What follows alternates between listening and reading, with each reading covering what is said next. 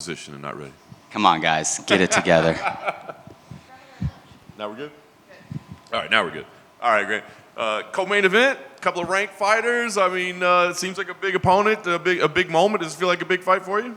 Yeah, man, it definitely feels like a really big fight. It's a step up in competition, but this is what I wanted. I wanted to show the UFC that you can put me in a co-main event spot against a guy that I'm an underdog against, and I can still perform. My last co-main event spot was against Ricky Glenn. We all know what happened in that fight, and it was a great blessing for me, but it's time for me to prove that the move to ATT was the best move I could make, and I am ready for this. I love it. Couple of big wins, but 8 months or so between fights. Is that 9? 9. There you go. I mean, looking like that wasn't planned, maybe. Yeah. So I fought November 5th. I got married November 20th, and I asked for a fight November 21st. And it was just one of those situations. We got offered Demir, and then we said yes, and then they offered Tony instead. And I was like, yeah, way easier fight, way bigger name. Yeah, give me that guy. And then that fight ended up falling through, and so now it's back to Demir. Nice. Has that been difficult for you then at all, knowing that you were ready to fight November 21st? You've had to wait till this. Has it been challenging to stay focused, to stay ready? Yeah, not to stay focused and to stay ready. I do this because I absolutely love it. I absolutely love this more than anything. So I'm just training and getting ready to go. It's more so I just want to show people how much better I'm getting. And I'm not old by any means, but every year that goes by, I do get older, and so you can't do this forever. I want to get that belt before I end this career. That is the number one goal, is to become a world champion. And this is what I tell people. Like, I am here to be a world champion, or everything that I've done up to this point will have been a waste of my time. And I keep that mentality. I am here to be a champion, and that's it. So it's a little frustrating when you have that much time in between fights, just because I felt like coming off the Madsen fight, I had all this hype and this momentum, and people were talking about me, and then I disappeared for 9 months, and now they kind of forgot about me. So for a lot of fighters, we hear like it's kind of hard for them to focus or dial in, like until they have a name on the contract, until they have a date. It sounds like you don't suffer from that. Those guys are crazy. I don't understand. We are fist fighting people. How do you not focus on this 24/7? We are fist fighting people.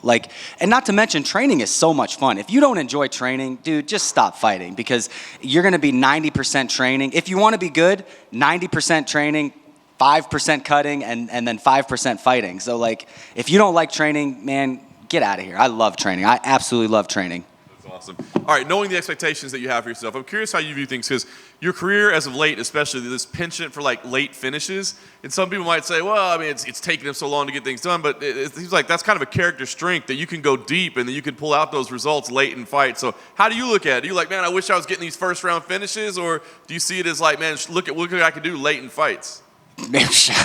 I wish I could finish every fight in the first 10 seconds. That would be absolutely great. However, I do think that it shows that I can push a pace. And I think one of the things is they stay safe for the first 2 rounds, and then by the 3rd round, they're so tired from fighting me off the whole time that I end up getting the finish. I am coming in with the mindset that I want to finish, but I do not think I will finish Demir. I think this is going to be a 3-round fight. I think this is going to be a very, very competitive fight, and I am ready for that. Co-main event spot, I am ready for a very, very tough fight.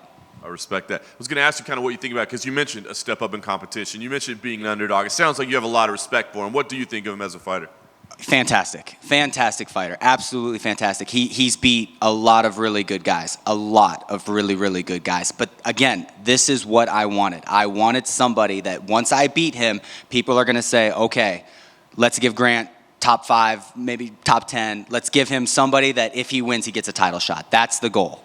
That's awesome. Last thing here, I was going to kind of ask you, knowing that your mission is, world title or bust, I mean, a win here, like you said, top 5, top 10. I mean, do you feel like you deserve that? Do you call people out? Do you say, how does it work from here?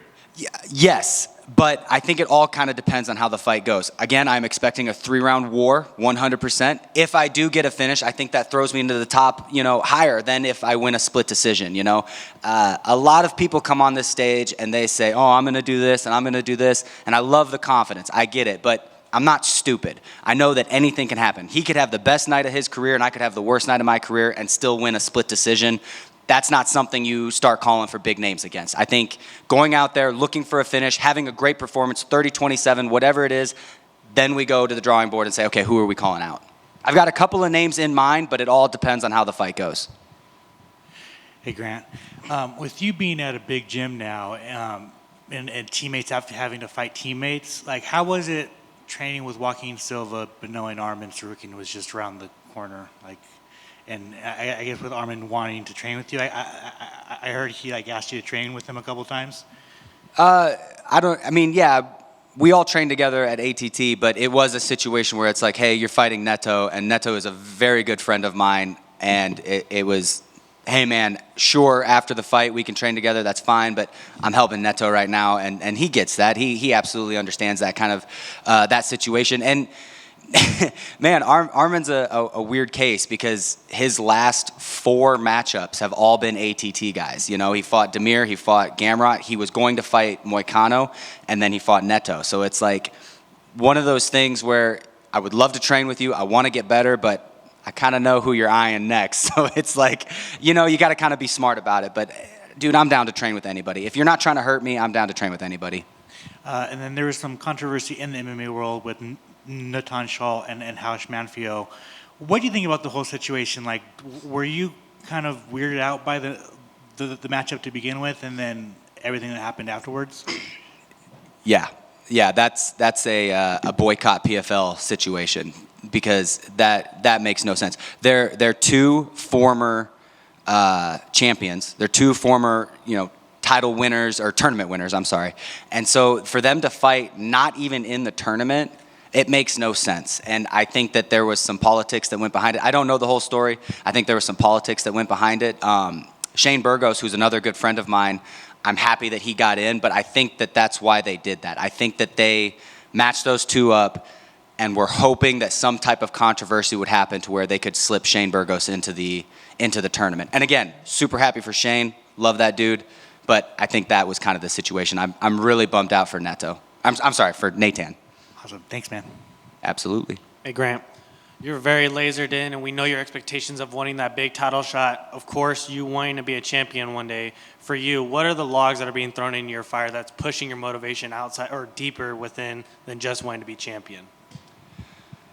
Man, I think there's a lot of unhappy people in the world right now. A lot. And I think that the things that they're missing are... I think a lot of people are missing family, and I think a lot of people are missing accomplishment. And one thing for me is I just find so much joy and happiness out of chasing this dream. And when my father, anytime I would do anything, he would tell me I have to be the best at it, right? So any type of situation, whether you're working, whether you have to try to be the best at it. So going into MMA, I absolutely loved it. I was having so much fun.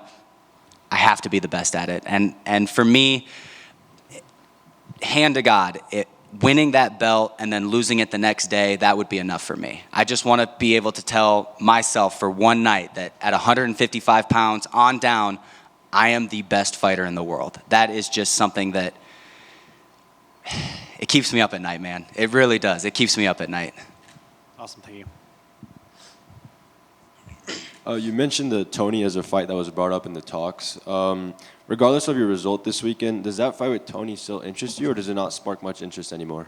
Man, it's a fist fight. I think any fight interests me. Absolutely, I would fight Tony. If I go out there and absolutely demolish Demir, and they're like, hey, you can have a top 15 guy, a top 5 guy, or Tony, it would really just come down to the dates, hey, like which dates are we talking about? If it's the same date, I'll probably take the top 5 guy, but if they're offering Tony, I'll take it. I get paid the same no matter who I fight, and Tony is a huge name. It's not like he's a nobody. For sure. And the Sarukian Neto situation was just brought up, and I remember you saying it was kind of a weird encounter going into their fight. Now that fight went down, was there any other story you could share from that time between those two?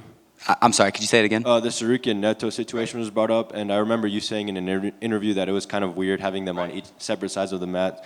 Now that their fight went down already, is there like another story you could share from that, or? I think American Top Team handles these kind of situations, as shitty as they might be, they handle them very, very well. I don't think there was any, ill will or spying or any type of that kind of situation. At least from what I saw. I'm focusing on my own fight at the same time, but from what I saw, it seemed like the weirdest part was we're all doing strength and conditioning in the same practice. That was weird. Like, it was Neto and Armin and me, and we're all just like lifting, and it's just, that was weird for me. I don't like that. I like to focus on me and not worry about, is my opponent watching or anything like that. But, it's just one of those situations that you're going to have to deal with. And this is what I tell people all the time is in fighting, you're going to get thrown curveballs. And if you can't handle it outside the cage, you're not going to be able to handle it inside the cage. So I have a lot of respect for both of those guys for being able to do that. For sure. And putting the focus back on this weekend, your opponent Demir had originally planned to retire after the Sarukian fight. Now he's coming back. I guess, what do you make of that now that he's fighting you in his comeback? I think that he says he was sick when he fought Armin, and I believe him. And I think that when you take a loss in a high-profile fight and you're not feeling the best, I think that those thoughts kind of get you down. I think that he was just kind of being emotional when he said it. I think that he doesn't really want to stop fighting. I think he loves the sport just like all of us, but I think that he was just in an emotional situation. I was going to quit yesterday. Like, dude, I'm hungry. There's zebra cakes at my house. Like, I was this close to being like, you know what, screw it. Thank you. Absolutely. You mentioned that all three of you guys were lifting weights next to each other and it was a little bit awkward. Is any part of you like, maybe I'll put an extra 2.5 on either side so these guys can see me lift more? So I actually had, not that because I'm very weak in the weight room, but we do this drill. We jump up and we hang the bar and you got to like hang on for a while. And I had sparring and then we just did a whole workout and it was like the last thing we were doing. And man, my grip strength is just not great. And I'm slipping and Armin's sitting right next to me, just like stone cold face, like holding. I was like, all right, I can't be the first one to fall. Like, I'm not falling. I'm doing the whole time, man. But other than that, like it's a weird situation for sure. But again, if you can't handle curveballs outside the cage, you're not going to be able to handle them inside the cage. So do what you got to do. Awesome, guys. Thank you so much.